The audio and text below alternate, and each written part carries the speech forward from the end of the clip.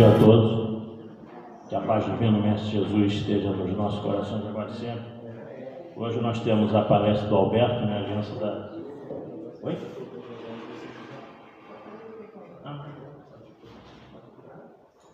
Aliança da Ciência com a Religião, mas antes de passar a palavra para ele, é de costume, né? Uma página do livro Pão Nosso, Psicografia de Francisco Cândido Xavier pelo Espírito Emmanuel. Item 59, capítulo 59, sigamos até lá. É uma fala de Jesus em João, capítulo 15, versículo 7, diz o seguinte: se vós estiverdes em mim, e as minhas palavras estiverem em vós, pedireis tudo o que quiserdes, e vos será feito. Aí Emmanuel explica, né, esse ensino de Jesus a todos nós. Na oração dominical, Jesus ensina aos cooperadores a necessidade de observância plena dos desígnios do Pai. Sabia o Mestre que a vontade humana é ainda muito frágil e que inúmeras lutas rodeiam a criatura até que aprenda a estabelecer a união com o Divino. Apesar disso, a lição da prece foi sempre interpretada pela maioria dos crentes como recurso de fácil obtenção do amparo celestial. Muitos pedem determinados favores e recitam maquinalmente as fórmulas verbais. Certamente não podem receber imediata satisfação aos caprichos próprios, porque, no estado de queda de ignorância, o espírito necessita, antes de tudo, aprender a submeter seus desígnios divinos a seu respeito. Alcançaremos, porém, a época das orações integralmente atendidas. Atingiremos semelhante realização quando estivermos espiritualmente em Cristo. Então, quanto quisermos sermos-á feito, porquanto teremos penetrado o justo sentido de cada coisa e a finalidade de cada circunstância. Estaremos habilitados a querer e a pedir em Jesus, e a vida se nos apresentará em suas verdadeiras características de infinito, eternidade, renovação e beleza. Na condição de encarnados ou desencarnados, ainda estamos encaminhando para o Mestre, a fim de que possamos experimentar a união gloriosa com o seu amor. Até lá, trabalhemos e vigiemos para compreender a vontade divina. Mais um belo ensino de Emmanuel, né? Nos falando sobre a questão de que Jesus nos ensinou em João que nós pedirmos, né? Tudo que nós quisermos nos será feito. Porém, Emmanuel explica o que ele quis dizer com isso. Não é que nós vamos obter tudo aquilo que nós pensamos durante a prece. Até porque nós pedimos coisas que muitas vezes nos são necessárias, mas aos olhos de Deus não são. Então, o que nós precisamos, como Emmanuel diz aqui, é acreditar um pouco mais nisso, não é? Nos desígnios de Deus, nos submetemos a Ele. Porque às vezes o sofrimento nos é necessário para a cura que virá logo depois. Às vezes nós precisamos passar por determinadas coisas que pedimos em oração, que nos sejam retiradas, mas Deus sabe que é necessário que nós passemos por aquilo. Então, na realidade, o Emmanuel nos assevera aqui que nós ainda não sabemos pedir. Mas quando nós tivermos uma evolução espiritual maior, aí sim nós vamos compreender esses desígnios de Deus e estaremos numa elevação tal, como ele diz aqui, em Cristo, que aquilo que nós pedimos realmente seremos atendidos. Porque não pediremos mais essas banalidades da vida, do dia a dia. Não pediremos mais para nos tirar dessas situações pelas quais nós mesmos nos embrenhamos, às vezes, pelos caminhos da vida. Mas o que, sem dúvida alguma, mesmo nesses momentos, que a espiritualidade superior nos dá através de Jesus e através de Deus, é força para a gente passar por essas situações que nós mesmos as criamos, não é? Mas daí, a remover a situação, sendo que ela é necessária que nós passemos em função de que nós mesmos provocamos, isso Deus não vai fazer, porque nós temos o livre-arbítrio das nossas ações.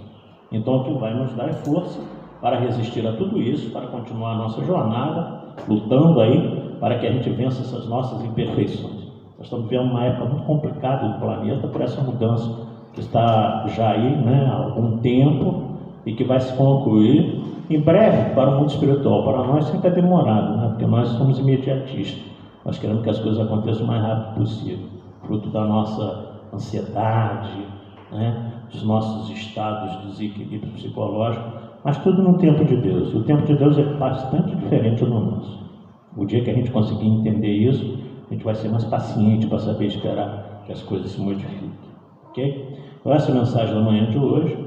Vamos então levar os nossos pensamentos ao alto, pedir a Jesus que nos ampare, em especial ao nosso querido amigo Alberto, para a lição que ele vai nos trazer na manhã de hoje, fruto dos seus estudos. Que o seu mentor espiritual possa ampará-lo nesse momento, bem como todos nós aqui presentes no salão, aqueles que estão nos assistindo ao vivo hoje pelo Facebook, que possam também compreender a sua mensagem. Que nossa Mãe Maria Santíssima, Mãe de todos nós, nos envolva nesse momento. Ave Maria, cheia de graças, o Senhor é convosco. Bendita sois vós entre as mulheres, que bendito é o fruto do vosso ventre, nasceu Jesus. Santa Maria, Mãe de Jesus, rogai a Deus por nós pecadores, agora e na hora do nosso desenlace. Então, com essa prece, nós damos por aberto a palestra pública dessa manhã de domingo. A palavra do nosso querido amigo Alberto.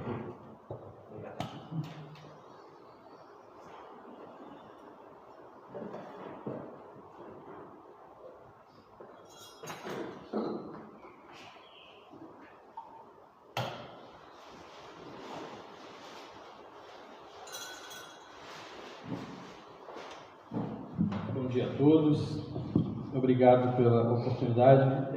Essa é a casa que eu escolhi, né? Então eu me sinto acolhido aqui, eu me sinto como pertencendo a tudo isso que a gente sempre tem aqui de contato. Hoje a proposta da palestra, ou do estudo, né? A gente define como palestra, mas é um estudo que a gente vai direcionando baseado no que foi trazido pelos Espíritos, nas mensagens do Cristo, enfim, nas nossas percepções, e a gente vai construindo isso. E acho que a grande ideia é sempre trazer ao fim uma reflexão sobre como a gente tem conduzido a nossa vida estando encarnados. Então, está no capítulo 1 do Evangelho segundo o Espiritismo, está descrito lá, aliança entre a ciência e a religião. E aí, quando a gente fala de ciência, quando fala de religião, a gente pode trazer, né, a visão hoje da ciência e a gente tem a visão da religião propriamente dita. Então, assim, a gente tem hoje no mundo várias denominações religiosas. Hoje, que o Brasil é majoritariamente católico, ele até é uma curiosidade, né? É o maior país espírita do mundo, católico também do mundo. Então, a gente tem uma grande bem diversificado. E assim, existe e algumas religiões são existe um certo preconceito, mas de uma certa forma existe liberdade no Brasil para se exercer religião. Mas o que a ciência fala hoje acerca da criação do mundo, né? E aí existe a teoria do Big Bang, que é onde uma grande explosão se deu e criou tudo isso que a gente conhece. E aí quando a gente fala também desse grande universo, né, que hoje os cientistas conhecem apenas 4% do que a gente consegue enxergar aí, isso considerando que eles lançaram algumas sondas espaciais para tentar entender a dimensão desse cosmos, e que está já há algum tempo,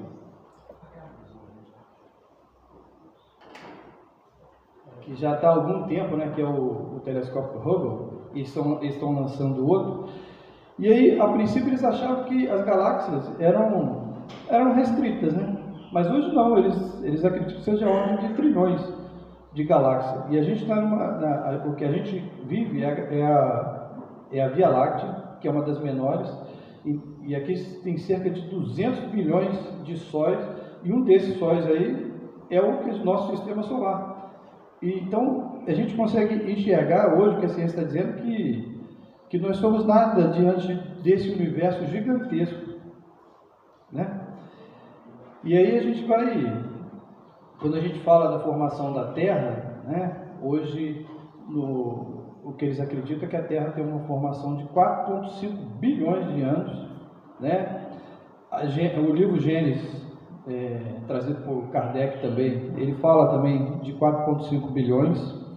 A gente pode falar também da evolução das espécies, né? Que houve o esfriamento do planeta, e isso foram os primeiros 2 bilhões de anos, e começaram a se formar grandes massas de água, de terra, e aí foi criando condições para que micro-organismos desenvolvessem ali, até a gente chegar nessa forma que a gente tem hoje do planeta como está. E aí, assim, a gente, mesmo o homem tendo avançado muito na tecnologia, na pesquisa, na ciência, ainda ele consegue descobrir pequenos organismos ali que eles não eram descritos pela ciência.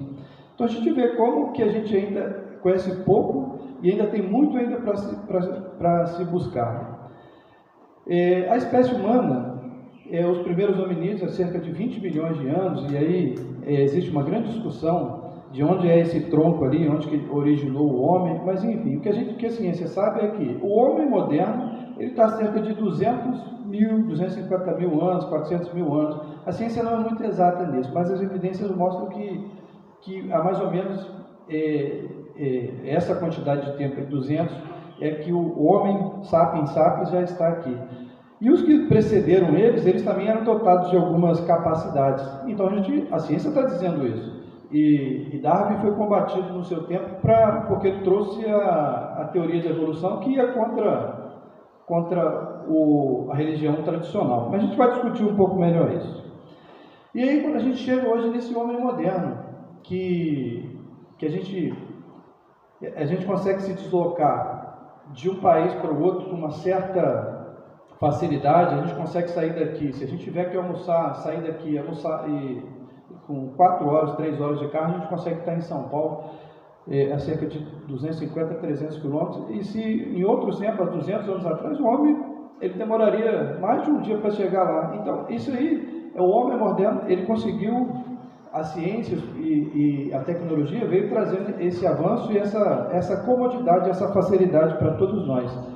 Hoje é impensável você ver o poder que isso aqui tem, né, de fazer com que as pessoas tenham conhecimento. Às vezes o conhecimento que não ajuda muito, mas o contato com a informação, se a gente voltar há 50 anos atrás, era impensável. O homem não conseguia conceber isso. Muito mal, a família que tivesse um telefone em sua casa, ele era considerado uma pessoa que tinha uma condição econômica bem confortável. Então, mas ainda assim, com toda essa facilidade de tecnologia, daquilo que é disposto para a gente, do que a ciência tem para a medicina, enfim, a gente ainda tem uma diversidade de situações, né, econômicas, sociais, onde você tem países que estão super desenvolvidos, e o Brasil, ele é antagônico, né? A gente vive numa região privilegiada, mas tem regiões aqui que as pessoas não têm acesso ao mínimo. Não conseguem, se tiver que fazer determinado exame, ele tem que viajar horas e horas. Então esse é o aspecto hoje do mundo do moderno, que a gente vive, a gente tem tecnologia para acabar com a fome, acabar com algumas doenças, como as vacinas. O Brasil é reconhecido como um país que tem um sistema consolidado, e tem outros países que não têm isso. Então a gente convive com isso ainda. E aí a gente vai fazer um contraponto com a religião tradicional, com a criação do mundo, né? E como é que se deu a criação da Terra sobre a visão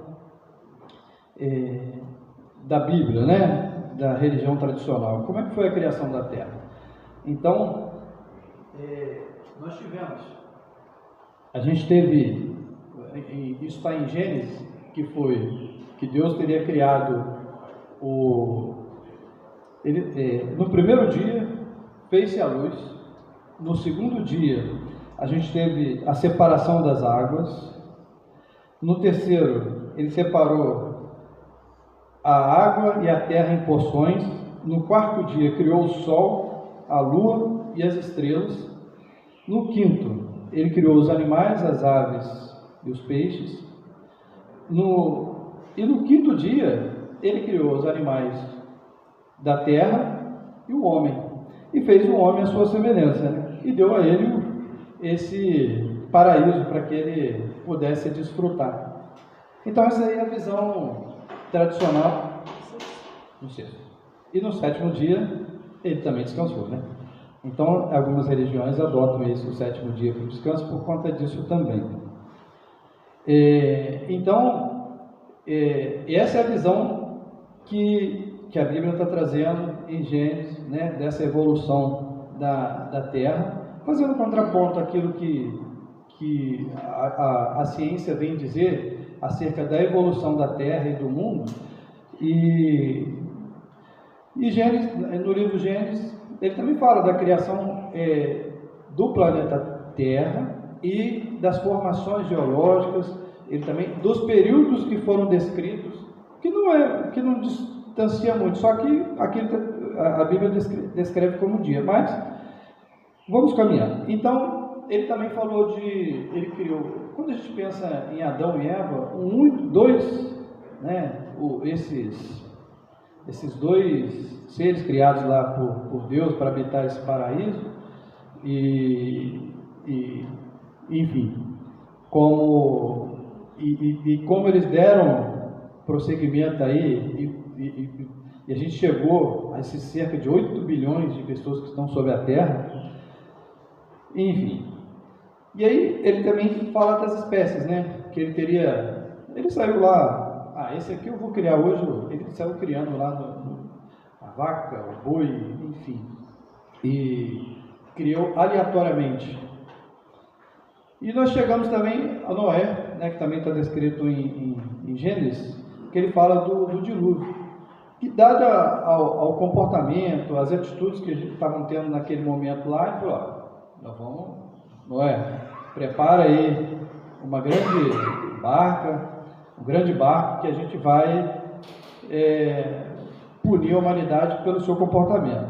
Então ele separou lá as espécies, colocou dentro de um grande barco, e tiveram 40 dias de chuva, e teoricamente teria acabado com tudo, e depois deu-se novamente uma nova formação na Terra. E aí ele chega ao mundo hoje atual, na visão religiosa, né? E aí a gente pode trazer a visão religiosa do catolicismo, que é o cristianismo em si, que é de como está organizado hoje o mundo, né? Que a gente tem ainda muitas mazelas, que eles estão buscando equilibrar isso. Não é uma visão diferente do que a gente tem hoje os espíritos, mas ainda assim acreditando que vai vir que Jesus voltaria, e aquele que fosse o justo que faria parte desse novo mundo. E aí eles estão esperando ainda a vinda de Jesus, né? Ele voltar aqui, e não é a visão que nós espíritas temos. Mas enfim, vamos caminhar.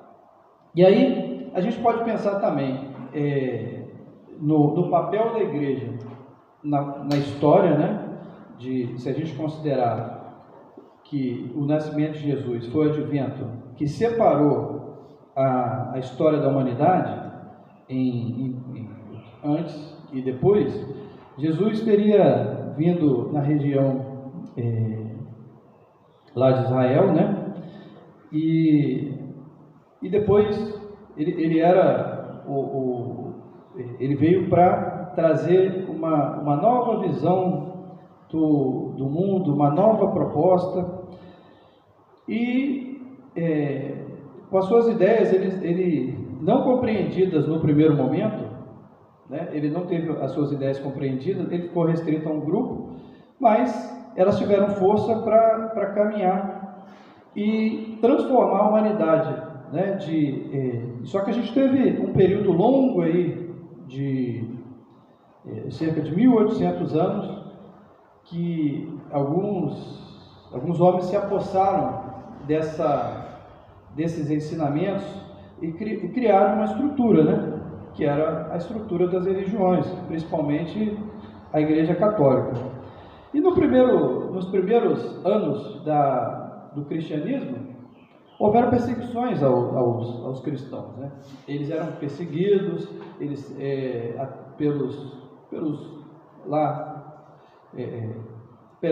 pelos judeus daquela época, né?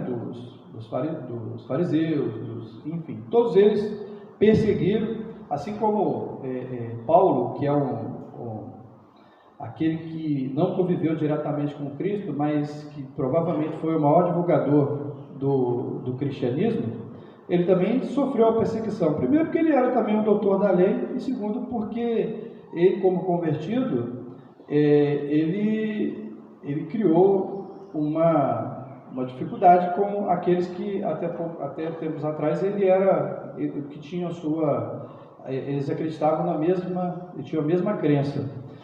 Então houveram perseguições aos cristãos. Isso se deu ao longo de cerca de 300 anos de perseguição. E o cristianismo ele se fez presente pelas ideias lá que o Cristo trouxe.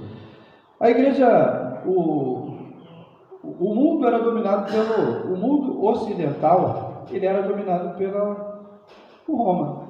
Então, o mundo conhecido, né, a Europa e parte da Ásia, era dominado pelos romanos. E o romano vindo com Constantino, ele tirou isso. Você podia cultuar, você podia ter a religião, você podia ser cristão. E eu esqueci o nome do imperador, que adotou o cristianismo como a religião oficial do Estado. Então, houve uma propagação lá da religião, né? Então, onde Roma tinha domínio, Roma alcançou. Só que, e aí, a igreja, ela acabou,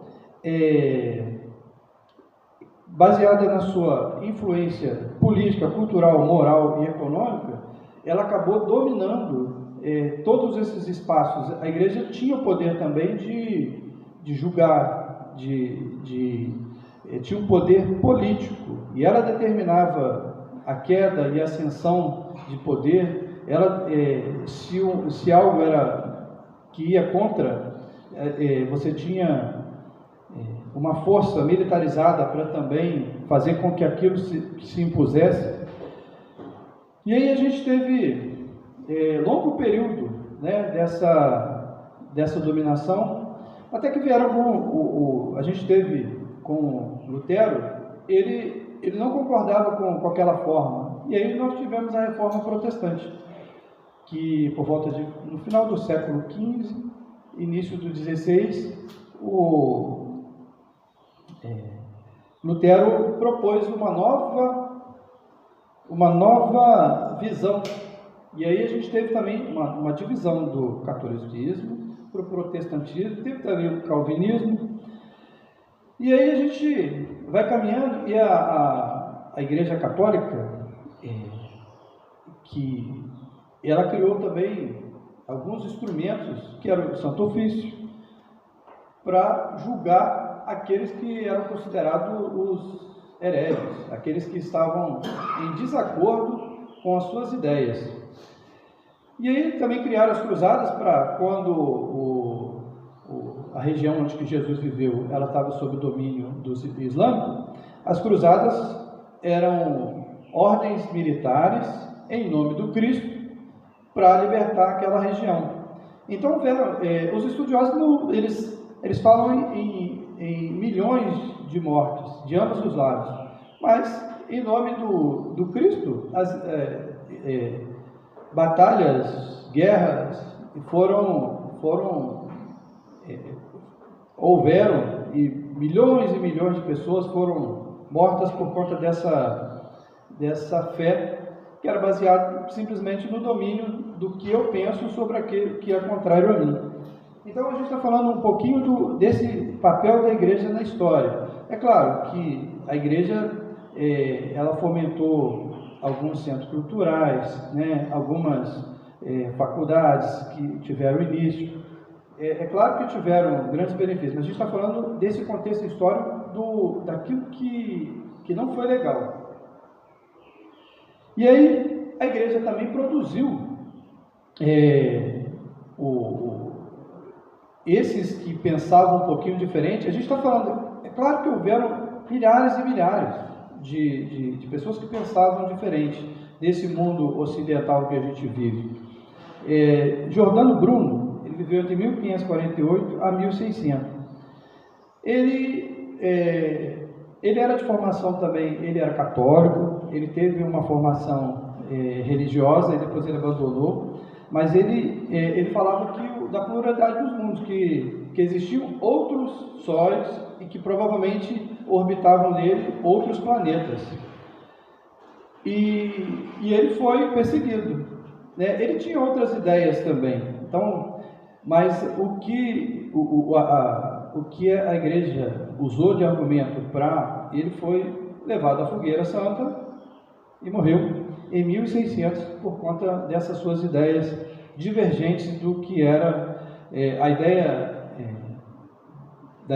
do que a igreja tinha, que a Terra era o centro do universo, né? Que o Sol ele orbitava em torno da Terra e ele era físico, matemático, astrônomo, então ele observou que não era bem aquilo, e ele defendeu suas ideias lá, enfim, foi levado à fogueira por conta dessas ideias. Copérnico, ele fala ele nasceu em 1473 e morreu em 1543. Ele fala da teoria, ele traz a teoria heliocêntrica, ou seja, o Sol e a Terra orbitava sobre o Sol. E eu pergunto para vocês, hoje a ciência, o que a gente aprende na escola, não é isso? Né? Então, assim, a igreja só foi reconhecer isso no século XIX, 1840, qualquer coisa, a igreja foi reconhecer de que o Sol, de fato, era o centro desse sistema solar. E a igreja acreditava que Deus, na criação, ele fez a terra e fez tudo sem nenhum grande objetivo, estava tudo lá à disposição, que o homem era o único, que era o ser da criação divina.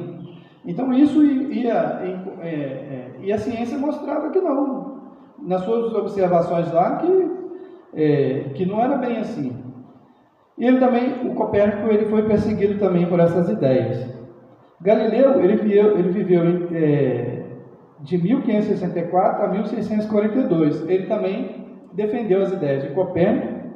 Giordano Bruno lá, ele foi também convidado ele teve a sua perseguição, só que ele não foi levado, porque ele, no fim, ele abriu mão dessas ideias para não ter atrito com a igreja.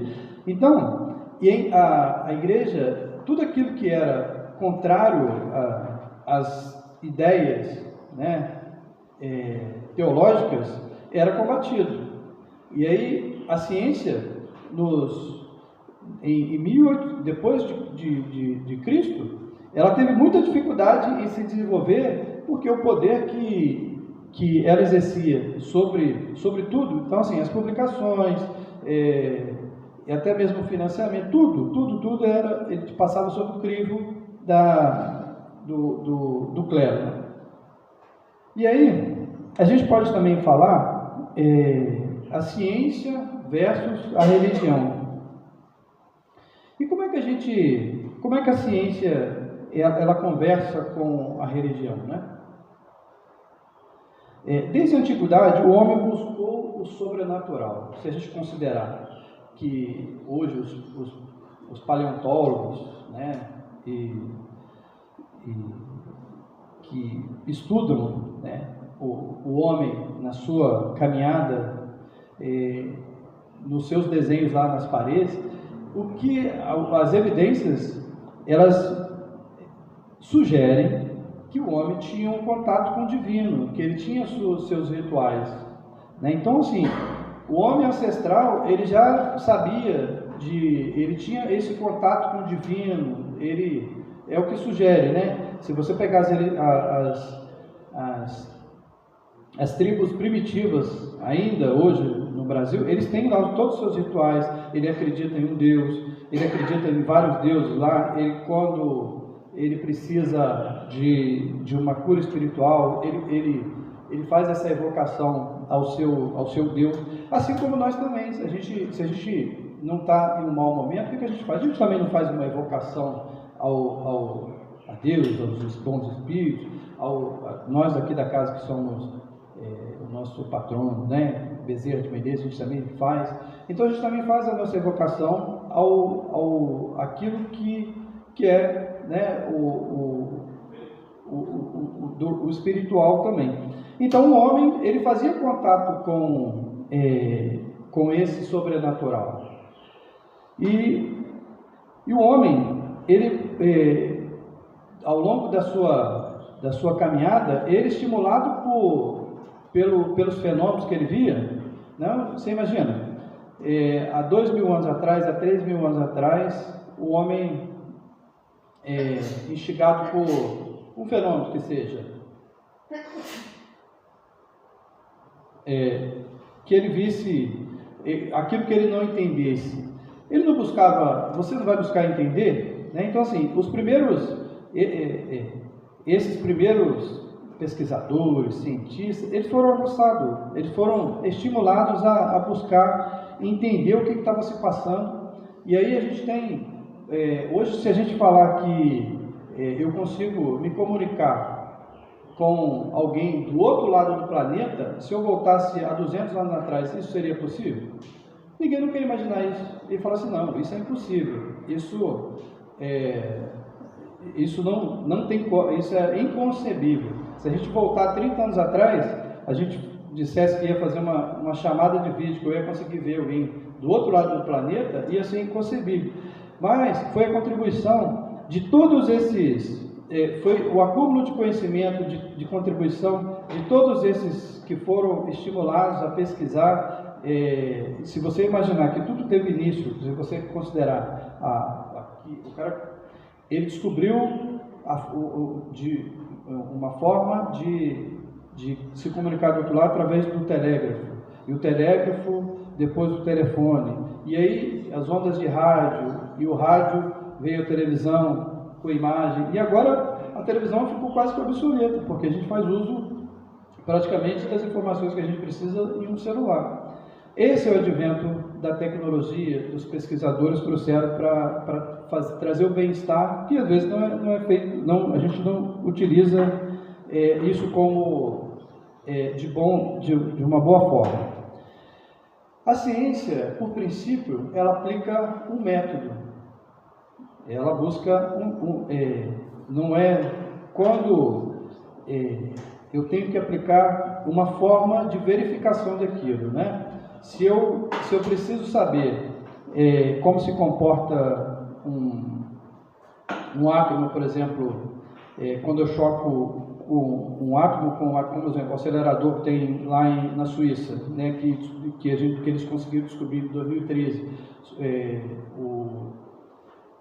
sobre os quarks. A gente vai chegar nisso. Mas enfim, eu preciso de um método para poder aplicar e verificar se aquilo é verdade. Eu tenho uma teoria, eu aplico isso em método. E a gente vai entender um pouquinho melhor isso para frente. Então, religião é um conjunto de crenças e práticas sociais que se relacionam com o sagrado, o divino ou verdade absoluta. Então, se você considerar a religião tradicional, eu tenho o culto, eu tenho o ritual, eu tenho uma paramentação.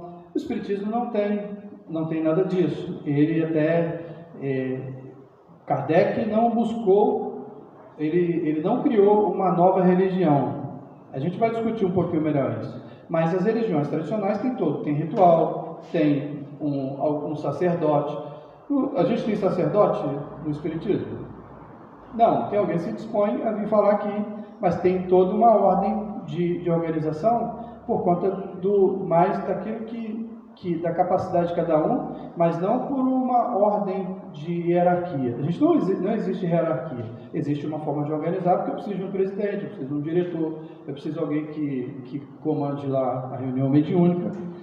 Mas, então, como religião, você tem que ter conceito de religião que você tenha, né? Crenças, práticas e um sacerdote. E aí, a gente pode falar também um pouquinho da contribuição da ciência e religião. E a religião, o que ela trouxe para a gente? Né? Se a gente pensar assim, o que a gente trouxe? De que é religião? Assim, eu nasci de uma família católica. Imagino que acho que boa parte de vocês também tenha nascido, que não tenham sido espíritas, os pais tenham sido espíritas. Mas a religião traz para a gente, cara, valores, humanização, integração social, explicação da vida, influência política. E por quê?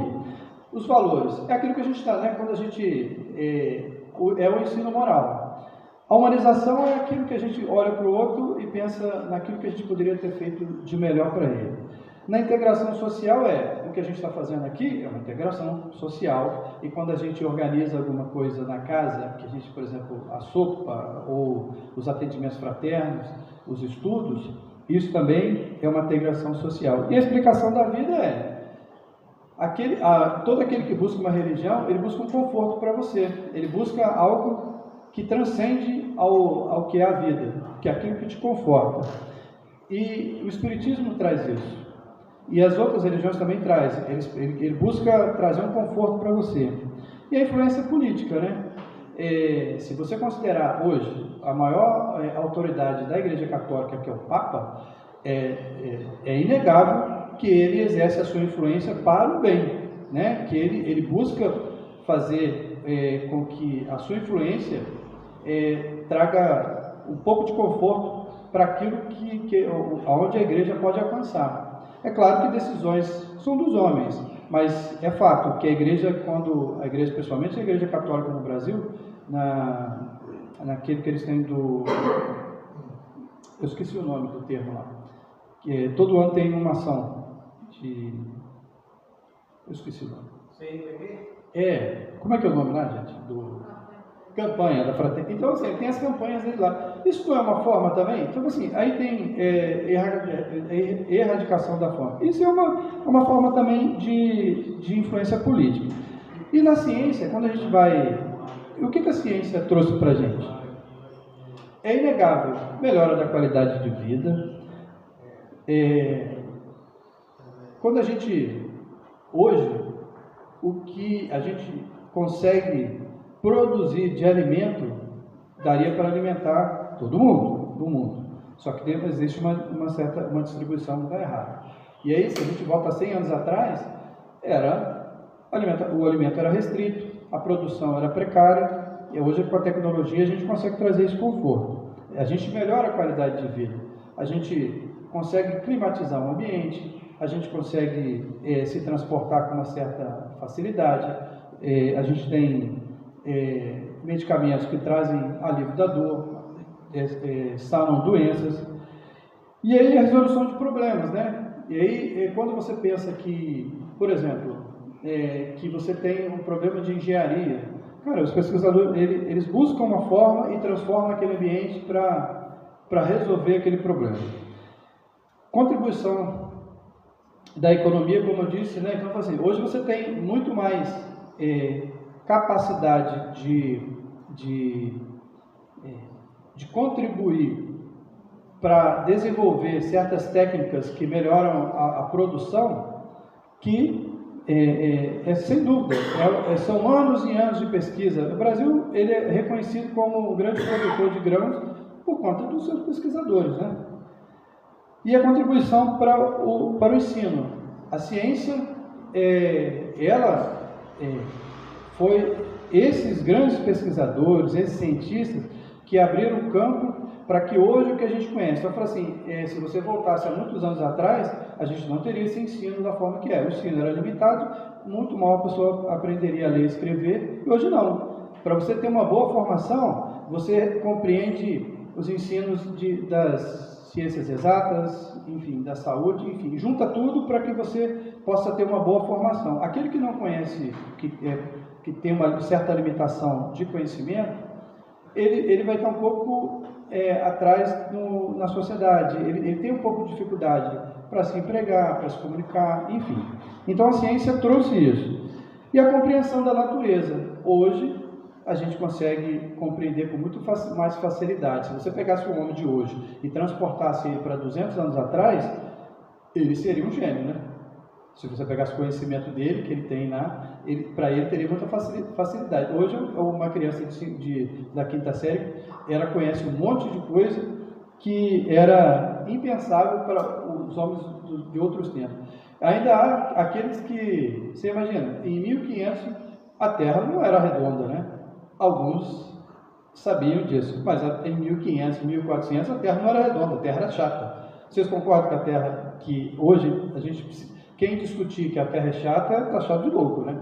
Ainda. Então, a ciência contribuiu com isso. Se você perguntar a uma criança como é que é a forma da Terra, redonda, e ela sabe explicar por que eu estou ali e não caio, né? Então, essa é a compreensão da natureza, né, dos fenômenos, daquilo que eu posso prever com alguma antecedência, se vai chover ou não, se eu posso sair de casa, né? Se chove muito, o espírito não vem para casa, né? Não é isso, Carol? Então, assim, hoje o povo deve ter visto que não ia chover muito, aí veio. Então, e aí vamos chegar aqui ao Kardec. Mas por que a gente vai falar de Kardec? Quem foi Kardec?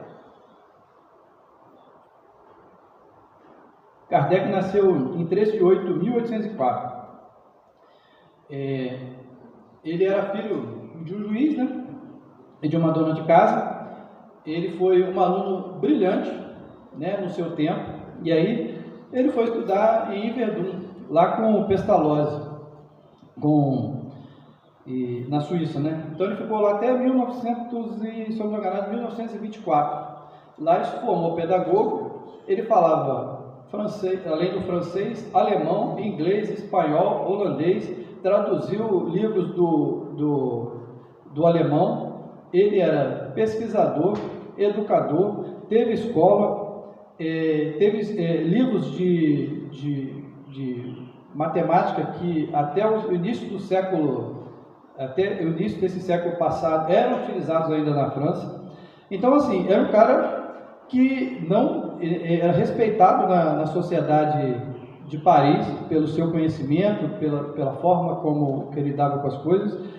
E isso é só para a gente entender que Kardec não era alguém que, do nada, eu despertei hoje e vou estudar. E aí, quando ele tinha por volta de 50 anos, ele teve contato, ele era magnetizador, ele conhecia as ideias de Mesmer, ele era magnetizador, e ele nunca se interessou lá pelas mesas girantes. Mas quando o seu amigo Fortier falou, Kardec, o professor Rival, lá as mesas elas respondem. Aí ele falou, mas não pode. E aí esse espírito dele de curioso, de pesquisador, foi levado a conhecer lá, ter contato com essas mesas que respondiam. Então, gente, e aí se deu tudo, ele teve esses fenômenos que Kardec teve contato, a gente teve nos Estados Unidos, né, com as irmãs Fox, Hydesville. Obrigado.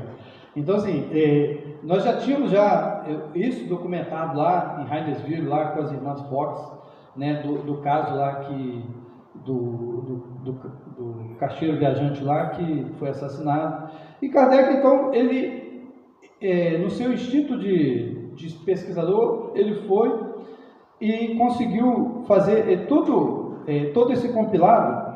Em 1857, ele lança o Livro dos Espíritos. Mas, e aí como é que isso, gente, para a gente dar essa conotação daquilo que era o Kardec pesquisador, e não o Kardec educador, mas o Kardec pesquisador.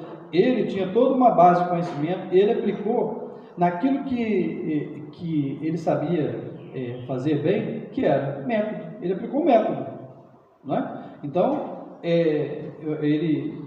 as informações que vinham para ele não utilizava só um. Então, ele fazia essa pergunta a vários grupos mediúnicos, e aí, quando você tinha uma coerência naquelas respostas, opa, isso tem sentido. Então, a universalidade dos ensinos. E aí, quais são os princípios do espírito? Existência de Deus, imortalidade da alma, comunicação com os espíritos, lei de causa e efeito, valorização do amor ao próximo, diálogo entre religião, filosofia e ciência, livre-arbítrio e pluralidade de mundos habitados. Esses são os princípios espíritos trazidos por Kardec. Kardec escreveu, ele, além do Livro dos Espíritos, né, ele escreveu Livro dos Espíritos, Evangelho segundo o Espiritismo, a Gênese, Livro dos Médiuns, o Céu e Inferno, e publicou também a Revista Espírita. E na Revista Espírita, ele fez diálogo ele teve diálogo com alguns ordens religiosas do seu tempo lá, né, que o questionaram. Ele não se prendia muito às banalidades, mas algumas coisas ele se deu a discutir. Ele também foi perseguido em algum momento, né, pela igreja, que achava que aquilo era um movimento que não estava certo. Enfim, ele foi perseguido também, mas ele perseverou porque ele entendia que aquilo era o correto. Ele não tinha a proposta de trazer uma religião. Então, tanto que nas reuniões que ele fazia, você tinha judeus, você tinha católicos, você tinha protestantes. A proposta dele era desvendar esse mundo espiritual com a sua proposta moral. Se você entende hoje, isso quando você pensa em religião tradicional, o espiritismo não se encaixa. Mas quando você pensa em religião cal que conforta, ele se encaixa. Então, Kardec incomodou um pouco os religiosos, os filósofos e os pesquisadores. E a gente vai ver também alguns pesquisadores que contribuíram para isso. William Crookes, ele nasceu em 1832 e faleceu em 1919. Ele era químico, físico, estudou as médicas Kate Fox, Florence Cook e Daniel Douglas Home. Isso é bem documentado. Se vocês procurarem aí, ele descobriu algumas partículas, enfim. Ele era um cara muito conceituado, só que ele foi perseguido, ele foi ridicularizado por conta disso que ele se deu a estudar. Ele teve um irmão que faleceu muito jovem, e ele participou de uma reunião mediúnica e teve contato, e aquele estimulou ele. E quando ele teve contato com a Kate Fox e a Florence Cook, ele estudou longamente elas lá. Ele trouxe também esse termo que a gente usa hoje como o fluido. Me ajuda, gente, eu esqueci o nome. Que a gente espera. Ectoplasma. Sim. Desculpa. E assim, ele estudou isso lá, e o termo ectoplasma foi dado, na verdade, do Charles Richer.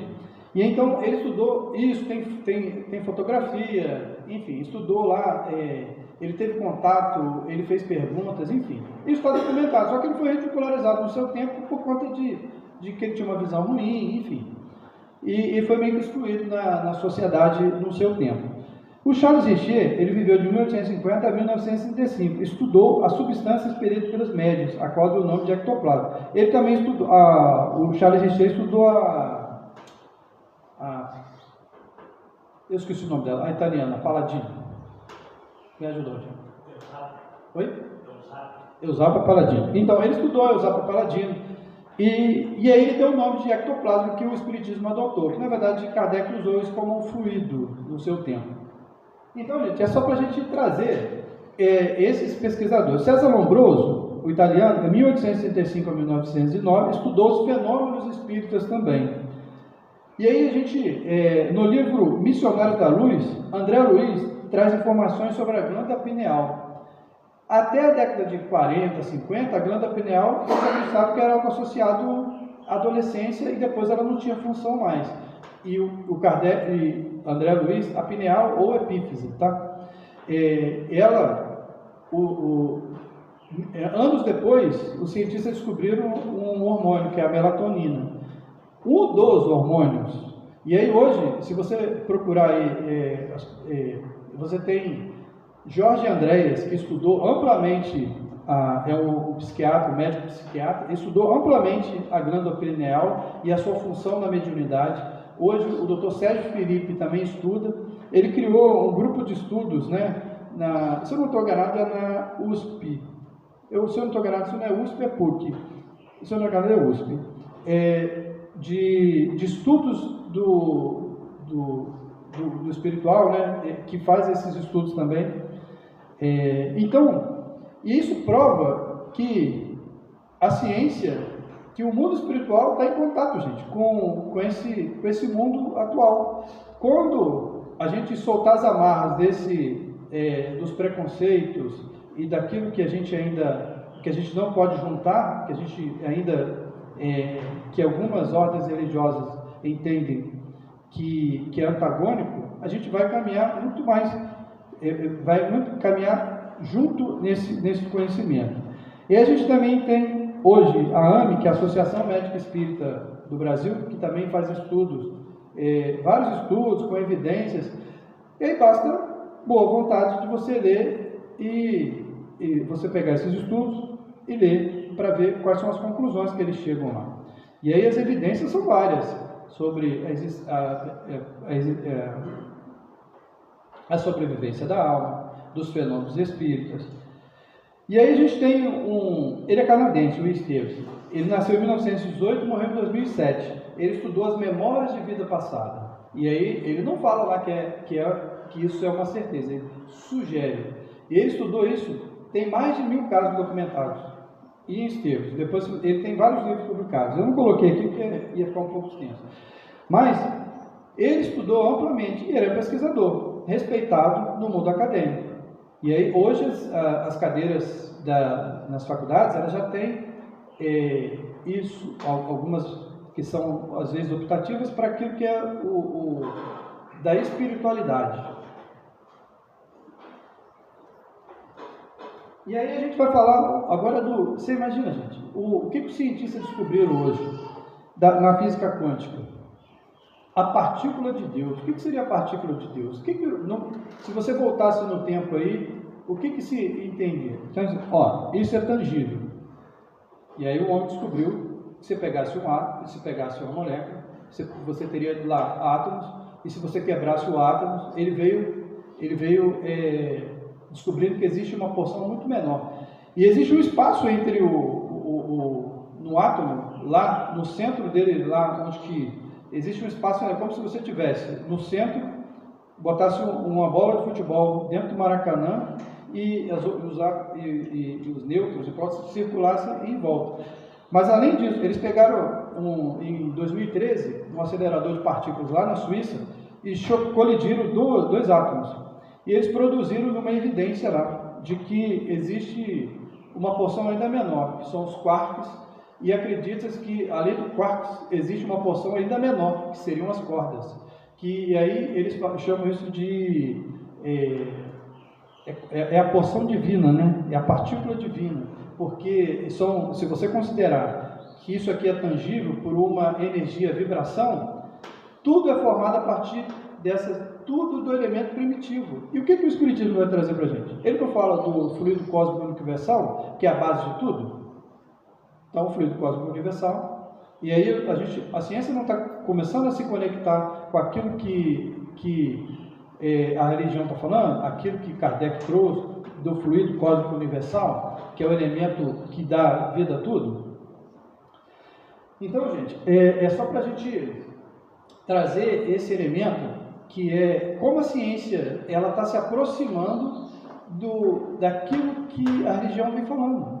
A religião, ela busca o aprimoramento do homem, mas elas estão se alinhando. A ciência não tem que brigar, não tem que discutir com o que a gente precisa estudar, verificar as evidências.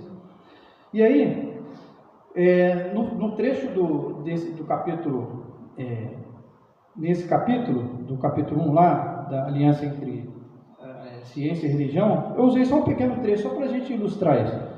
A ciência e a religião não puderam, até hoje, entender-se, porque encarando cada uma as coisas do seu ponto de vista exclusivo, reciprocamente se repeliam. Faltava com que enchia o vazio que as separava, um traço de união que as aproximasse. Esse traço de união está no conhecimento das leis que regem o universo espiritual e suas relações com o mundo corpóreo. Leis tão imutáveis quanto as que regem o movimento dos átomos e as essências dos seres. Então, a vaidade dos pesquisadores, a vaidade e orgulho dos religiosos não puderam convergir nisso. Mas aqueles que há muitos anos, há séculos passados, eles ficaram presos a um dogmatismo, eles foram arrastados pelo tempo e eles foram levados, e não tem como a gente voltar mais e dizer que algumas coisas não são uma verdade, que a igreja abandonou, que a igreja tradicional abandonou e assumiu essa nova postura que a igreja está falando. Kardec trouxe para a gente que, se a ciência provar de o que ele foi descrito é uma verdade, abandone o que ele disse, fique com a ciência. A ciência hoje está cada vez se aproximando mais do que ele disse. Então, meus amigos, aproximando aqui ao final, só para uma reflexão, o Espiritismo não pode guardar a pretensão de exterminar as outras crenças, parcelas da verdade que a sua doutrina representa, mas sim trabalhar por transformá-las, elevando as concepções antigas para o clarão da verdade imortalista. O Consolador, pergunta 353.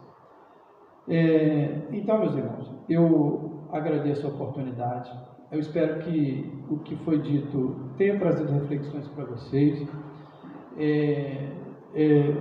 Que a gente não precisa, a gente precisa fazer uso, sim, do que a ciência nos oferece, fazer uso e buscar o entendimento de que Deus, na sua infinita misericórdia, Ele nos concedeu uma oportunidade de estar aqui e vivenciar todas essas experiências como sem atrito, né? Então, assim, eu não preciso, eu posso crer no espiritual, eu posso vivenciar esse mundo espiritual e vivenciar também esse mundo material em harmonia. Enfim, eu espero que a gente saia daqui com uma reflexão sobre isso, sabe? Que a religião, ela trouxe os benefícios, mas também ela trouxe os malefícios. E que a gente fique com os benefícios que ela tem a oferecer. E com a palavra eu começo. Obrigado. Viu?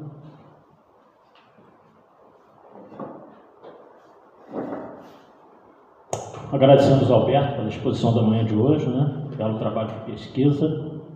Agradecemos a presença de todos vocês no salão, aqueles que estão nos acompanhando ao vivo aí, pelo Facebook. A presença aí do Eduardo, da Cristiane, né? A primeira vez que eu os vejo, não sei se é a primeira vez que vocês vêm aqui. Sejam bem-vindos. E avisando a vocês que na quarta-feira, palestra 19h30 da Solange, o livro dos médiuns, tá? E no outro domingo, o Felipe já avisou aqui também durante a semana, domingo que vem, não terá palestra, que é a nossa Assembleia Geral Ordinária, de acordo com o Estatuto da Casa. Nós temos que fazer todo janeiro, todo ano, né? Então, dia 19, só para os associados, para comparecerem, para avaliarem as contas da casa durante o ano passado, 2024, aprovar ou não, nada. Mas, então, a gente deixa bem claro que domingo que vem não terá palestra, tá? Mas se alguém quiser vir, não sendo associado, para assistir a Assembleia, sem problema algum, ok? Primeira chamada vai ser às 9 horas da manhã.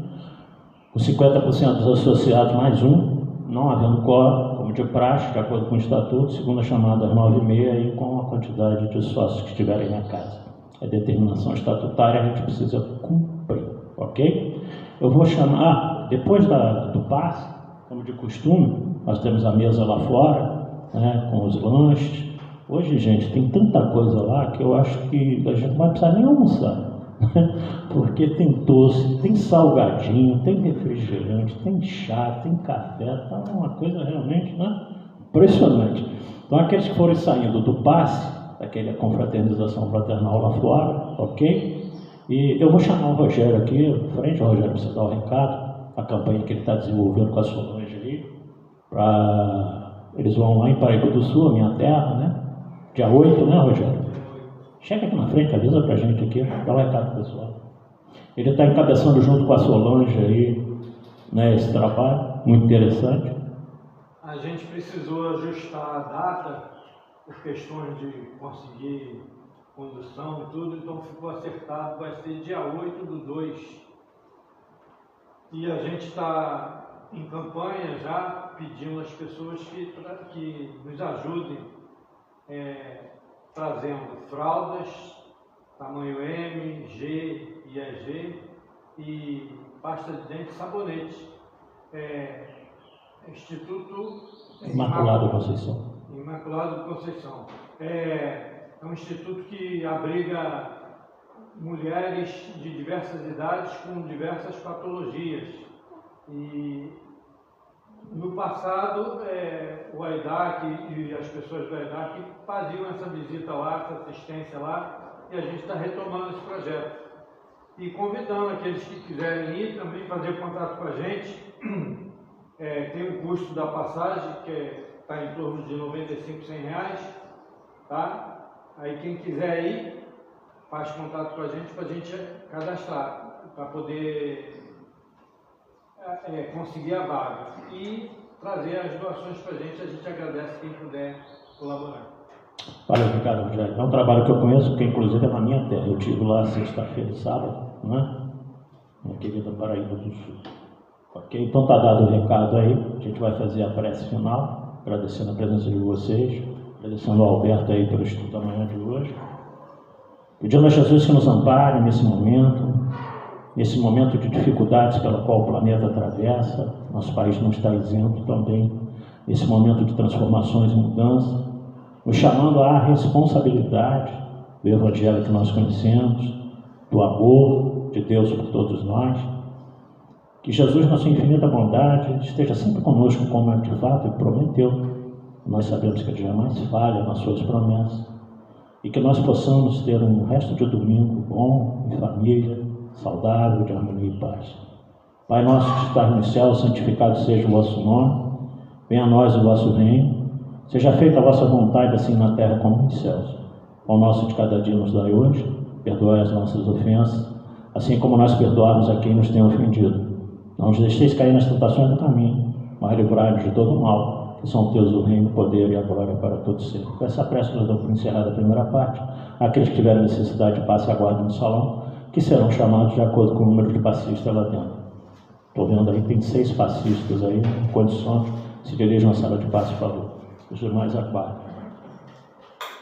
Então, lembrando, domingo que vem não haverá palestra, tá? Avisem outras pessoas que vocês conhecem que frequentam a casa, mas quem é sócio tem o compromisso de estar aqui com a gente. Muita paz a todos, muito obrigado pela presença. Quanta luz.